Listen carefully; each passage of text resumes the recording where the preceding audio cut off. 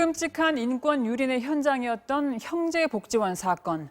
구타에 성폭행까지 있었고 500명 넘게 숨졌지만 처벌은 말도 안 되게 약했고 특히 오늘날에 와서 상식과 정의를 외치는 검찰이 수사를 무마했다는 사실이 드러났습니다. 대법원이 오늘 이 사건을 다시 심리한 결과를 내놓습니다. 원장의 불법 감금 혐의에 대해 무죄를 선고한 지 32년 만입니다. 김여인 기자가 보도합니다. 1975년부터 1987년까지 어린아이를 비롯해 3,500여 명을 불법 감금한 뒤 강제 노역을 시켰던 형제복지원. 구타와 성폭행이 자행됐고 확인된 사망자만 550여 명이 넘습니다.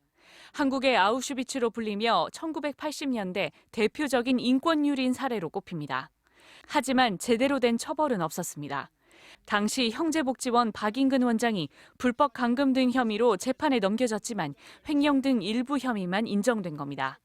지난 1989년 대법원은 불법 감금은 불황자를 수용하라는 정부 훈령에 따른 것이어서 문제가 없다며 무죄를 선고했습니다.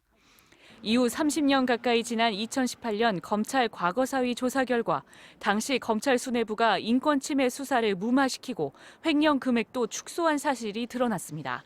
그러자 문무일 전 검찰총장은 형제복지원 피해자들에게 눈물로 사과하며 대법원에 이 사건을 다시 심리해달라며 비상상고했습니다.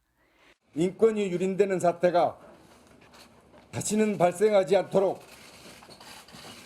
검찰 본연의 역할에 대법원 2부는 오늘 검찰총장이 비상상고한 고 박인근 형제복지원 원장의 불법 감금 혐의 사건에 대해 다시 선고를 내립니다.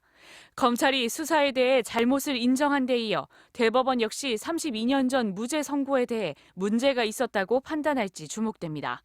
만약 당시 판단의 과오를 인정한다면 형제복지원 피해자들이 명예를 회복할 수 있을 뿐 아니라 국가를 상대로 손해배상에 나설 수 있는 길이 열리게 됩니다. MBC 뉴스 김정인입니다.